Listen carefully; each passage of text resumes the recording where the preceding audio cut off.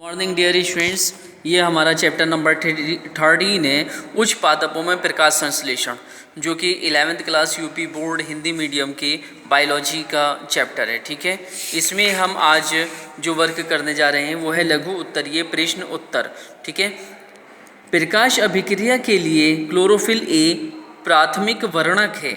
सहायक वर्णक कौन कौन से हैं, इनकी क्रमशः संश्लेषण में क्या भूमिका है। देखिए इसका आंसर देखिए, उच्च वर्ग के पौधों में क्लोरोफिल ए के साथ साथ अन्य वर्णक भी पाए जाते हैं। क्लोरोफिल ए अणु प्रकाश संश्लेषण क्रिया में भाग लेता है, इसे प्राथमिक प्रकाश संश्लेषी वर्णक कहा जाता है।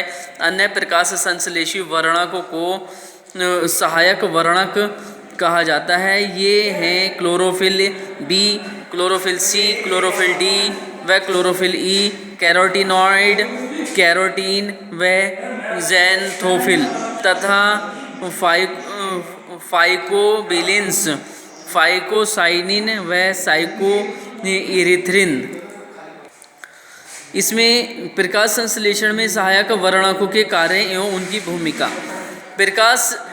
यह प्रकाश वर्णक्रम के विभिन्न परासों से प्रकाश व अवशोषण करते हैं, अतः प्रकाश संश्लेषण की कार्य क्षमता बढ़ा देते हैं। प्रकाश ऊर्जा के अवशोषण के बाद यह ऊर्जा को क्लोरोफिल ए को स्थानांतरित कर देते हैं, जो प्रकाश को रासायनिक ऊर्जा में बदलता है। सेकंड इज, यह उच्च प्रकाश तीव्रता में क्लोरोफिल को ऑक्सीकरण से बचाते हैं, क्योंकि यह आपतित प्रकाश की एक बड़ी मात्रा को अवशोषित कर लेते हैं। नेक्स्ट क्वेश्चन है, कार्बन डाइऑक्साइड किस प्रकार प्रकाश संश्लेषण की दर को प्रभावित करती है। ग्रीन हाउस फसलों का उत्पादन किस प्रकार प्रभावित होता है। आंसर है, प्रकाश संश्लेषण में कार्बन डाइऑक्साइड एक प्रमुख सीमाकारी कारक लिमिटिंग फैक्टर है। वायुमंडल में कार्बन डाइऑक्साइड की सांद्रता 0.03% होती है, इसमें 0.05% तक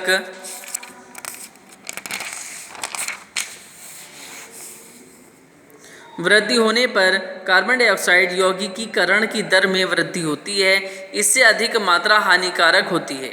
अधिक कार्बन डाइऑक्साइड सांद्रता पर उच्च प्रकाश तीव्रता पर C3 तथा C4 पौधों में प्रकाश संश्लेषण की दर बढ़ जाती है। निम्न प्रकाश तीव्रता में C3 तथा C4 दोनों में से कोई भी पादप उच्च कार्बन डाइऑक्साइड सांद्रता की प्रति अनुक्रिया प्रदर्शित नहीं करता। C3 पौधे उच्च कार्बन डाइऑक्साइड सांद्रता पर अनुक्रिया करते हैं, इससे प्रकाश संश्लेषण की दर में वृद्धि होती है, उत्पादन बढ़ जाता है। कार्बन डाइऑक्साइड की उच्च सांद्रता में ग्रीन हाउस फसलें जैसे टमाटर, बेल, मिर्च आदि की दीवार की पैदावार को बढ़ाया जा सकता है।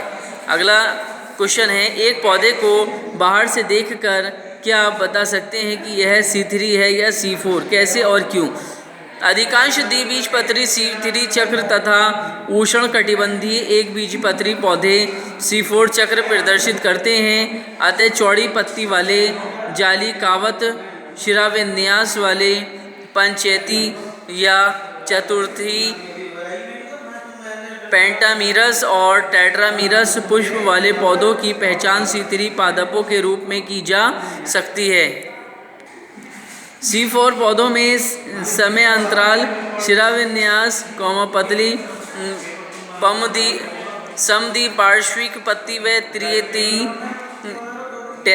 ट्राइमीरस पुष्प पाए जाते हैं। अगला क्वेश्चन है, हालांकि C4 पौधों में बहुत कम कोशिकाएं जैव संश्लेषण केल्विन पथ को वहन करते हैं, फिर भी वे उच्च उत्पादकता वाले होते हैं। क्या इस पर चर्चा कर सकते हो कि ऐसा क्यों है। आंसर है इसका, फर्स्ट पॉइंट, C4 पौधों की पुलाच्छद या बंडल शीट कोशिकाओं को कार्बन डाइऑक्साइड का उच्च सांद्रण प्राप्त होता है तथा उच्च ताप पर प्रकाश तीव्रता पर कार्बन डाइऑक्साइड सीमाकारी नहीं होती तथा अतः उत्पादन अधिक होता है। सेकंड पॉइंट, अधिक ऑक्सीजन की उपस्थिति में C3 पौधों में प्रकाश शोषण होता है। प्रकाश शोषण में शर्करा तथा ATP का निर्माण नहीं होता, अतः यह निरर्थक प्रक्रिया होती है। C4 पौधों में प्रकाश शोषण न होने के कारण जैवभार अधिक उत्पन्न होता है, अर्थात जैसे उच्च उत्पादकता वाले होते हैं। अगला क्वेश्चन है रूबिस्को। रूबिस्को एक एंजाइम है जो कार्बोक्सिलेस और ऑक्सीजिनेस के रूप में काम करता है। आप ऐसा क्यों मानते हैं कि C4 पौधों में रूबिस्को अधिक मात्रा में कार्बोक्सिलेशन करता है? C4 पौधों में रूबिस्को एंजाइम परमद्योतक मेसोफिल कोशिकाओं में उपस्थित नहीं होता, अतः C4 पौधों में प्रकाश शोषण नहीं होता। C4 पौधों में परमद्योतक का मौलिक अम्ल पुलाच्छद कोशिकाओं में टूटकर पाइरुविक अम्ल तथा कार्बन डाइऑक्साइड बनाता है। इसके फलस्वरूप पुलाच्छद कोशिकाओं में कार्बन डाइऑक्साइड की सांद्रता बढ़ जाती है और रूबिस्को एवं कार्बोक्सिलेस के रूप में ही कार्य करता है। इसके फलस्वरूप उत्पादकता बढ़ जाती है। यहाँ रूबिस्को ऑक्सीजिनेज का कार्य नहीं करता। अगला क्वेश्चन है हिल अभिक्रिया पर टिप्पणी लिखिए अथवा प्रकाश संश्लेषण के परिप्रेक्ष्य में आर हिल का योगदान बताइए अथवा जल का प्रकाशीय अपघटन पर टिप्पणी लिखिए। आंसर है हिल एवं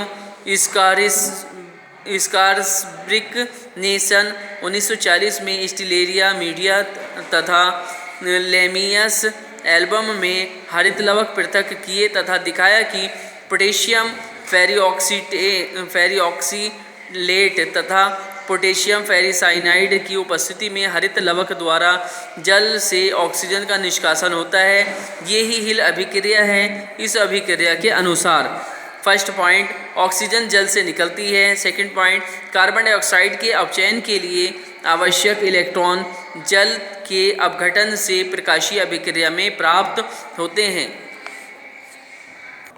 देखिए ये हिल अभिक्रिया है, ये वाटर है, इलेक्ट्रॉन डोनर इधर साइड को चली गई तो क्या हुआ क्लोरोप्लास्ट में जाने के बाद 4Fe triple plus electron acceptor and 4Fe double plus reduced product, तो ये जो है oxygen and 4H plus ion में ऑक्सीडाइज्ड हो गया। ठीक है, अगला क्वेश्चन है प्रकाश संश्लेषण में क्लोरोफिल की भूमिका का उल्लेख कीजिए। उत्तर है प्रकाश संश्लेषण अभिक्रिया में क्लोरोफिल और प्रकाशीय ऊर्जा का अवशोषण कर ऊर्जा को रासायनिक ऊर्जा में बदलता है। क्लोरोफिल क्वांटम ऊर्जा अवशोषण करके ऊर्जान्वित हो जाता है। ऊर्जान्वित पर्णहरित CHL प्लस क्लोरोफिल स्टार एवं इलेक्ट्रॉन E- निष्कासित करके ऑक्सीकृत CHL क्लोरोफिल प्लस हो जाता है। क्लोरोफिल पर्णहरित प्रकाश संश्लेषण क्लोरोफिल स्टार, ये जो है chlorophyll plus and electron minus. Electron ग्राही से दूसरे इलेक्ट्रॉन ग्राही पर स्थानांतरित होता है। इसके फलस्वरूप ऊर्जा मुक्त होती है।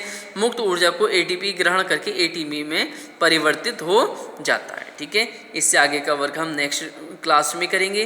तब तक आप इस वर्क को अच्छे से neat and clean learn and note कर दीजिएगा। Thank you very much.